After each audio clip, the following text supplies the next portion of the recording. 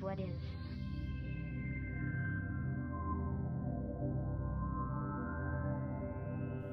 I hear, I am, I receive what is.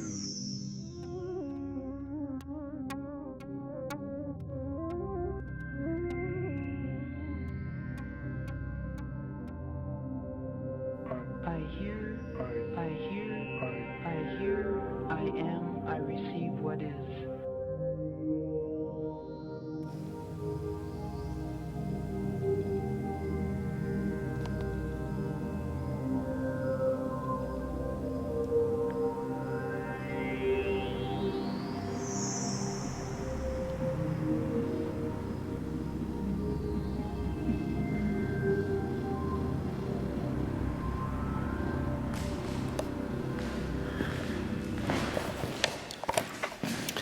So this initial stage of the wall prep I've scraped away any of the paint and the final coat, a thin coat of plaster.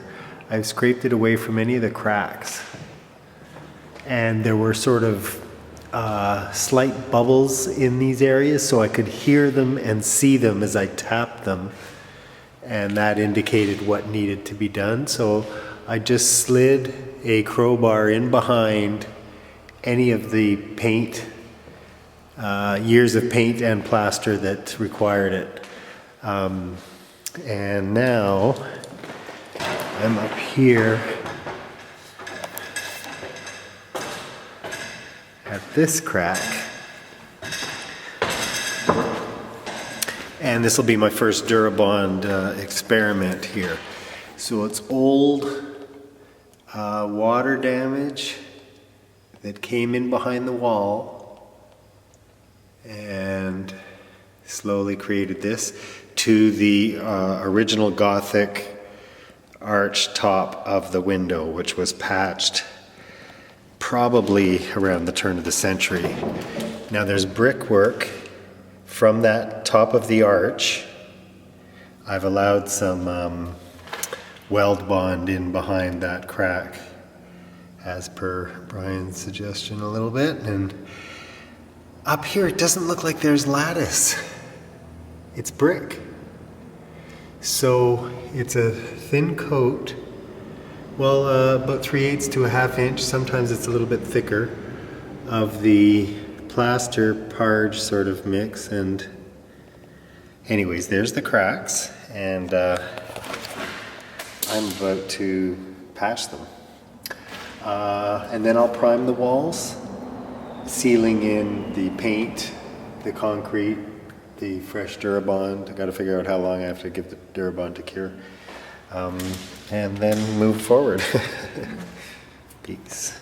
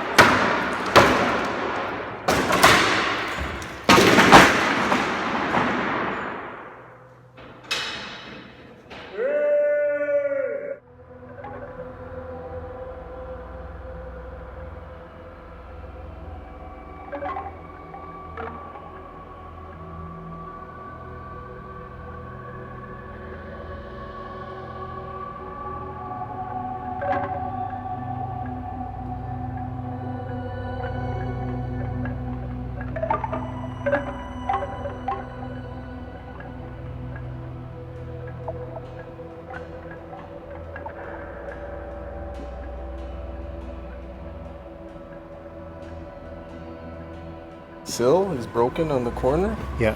and I think we should cut it off straight, so that this sill that I'm cutting Yes. out obviously can come out easier, and it solves the problem of it being broken here. And you can just put a new splice into that?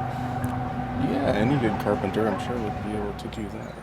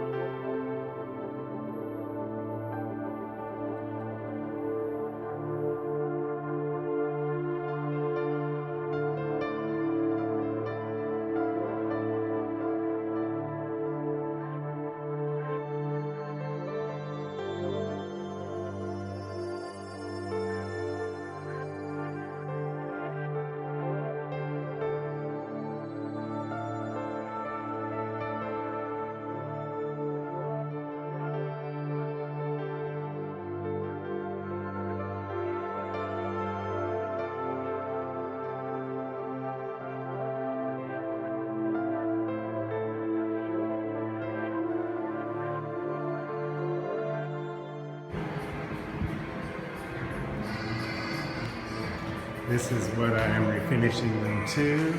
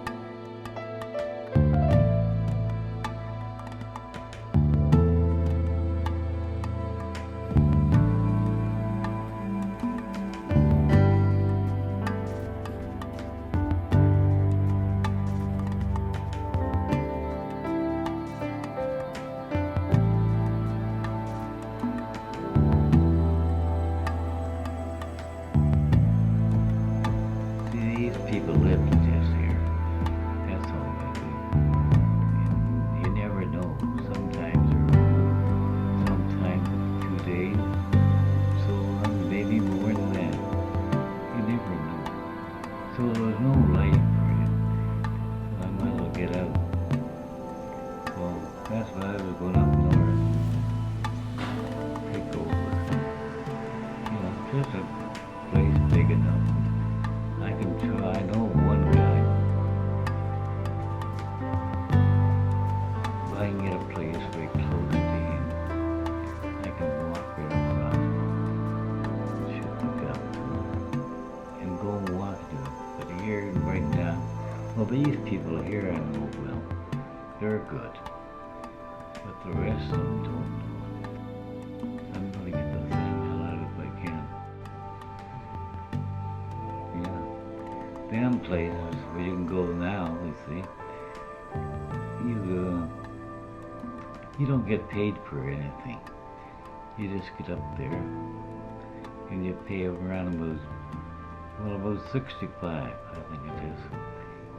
Distance, you see. And you can live right there. And they don't cost you no money. Only a certain amount of money. But most of the money I'll be getting out of it. But just don't tell them.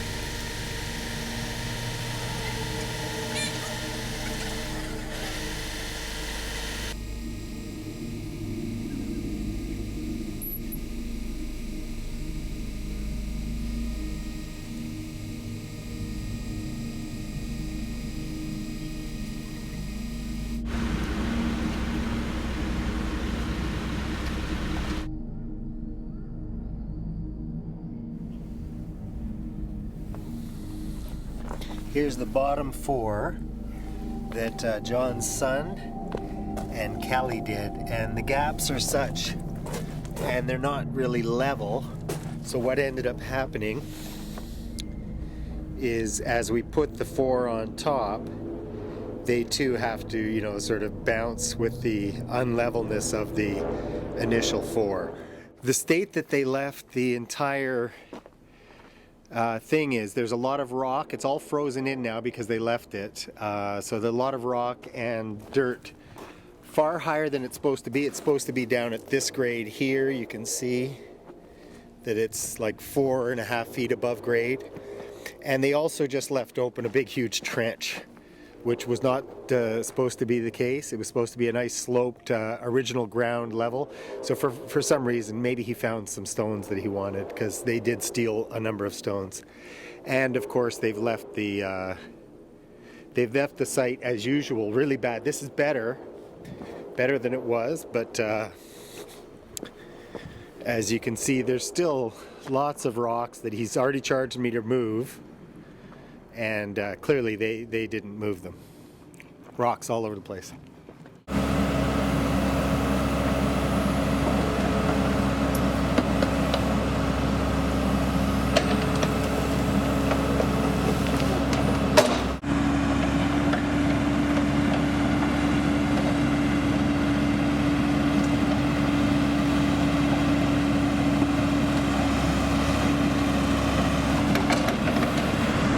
It's incredible. In probably 6 hours, this guy's done more than 3 weeks of work with John's crew.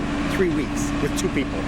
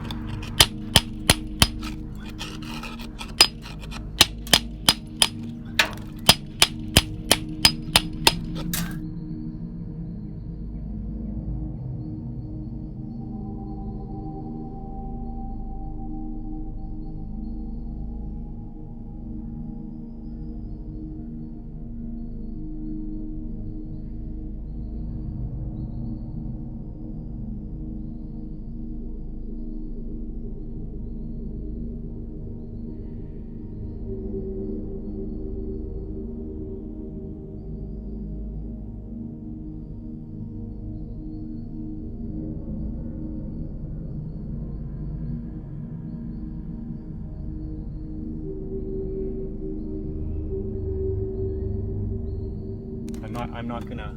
Yeah, I'm not gonna sweat it, because we know that that's carried. the outside thing is carried well. This is going to be carried, right? The center carries into either of the wall with any luck at all. And what sort of support do you think we put under that gap there? Well, or are you thinking insulation on that whole thing? Once the steel goes in there, it's right there. It's right I wouldn't there. mind putting something on the top of our wood, sitting on the top of the steel. That wouldn't hurt my feelings at all. Yeah. You know, every little bit helps. It's you know, we can draw the line and say, oh, we're splitting hairs, but normally, you know, steel. They put a little bit of plastic on the top of the steel, pin it to the wall, then lay the other courses on top of it.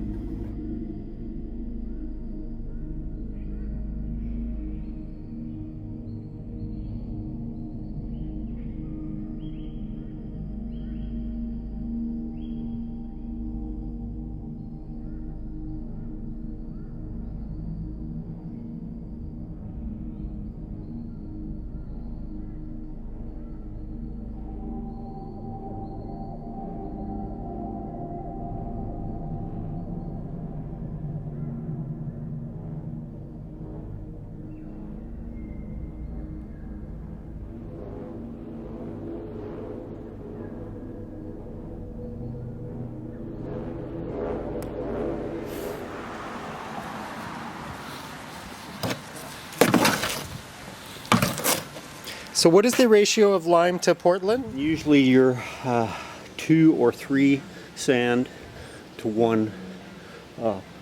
But Portland the lime Portland mix is half and half.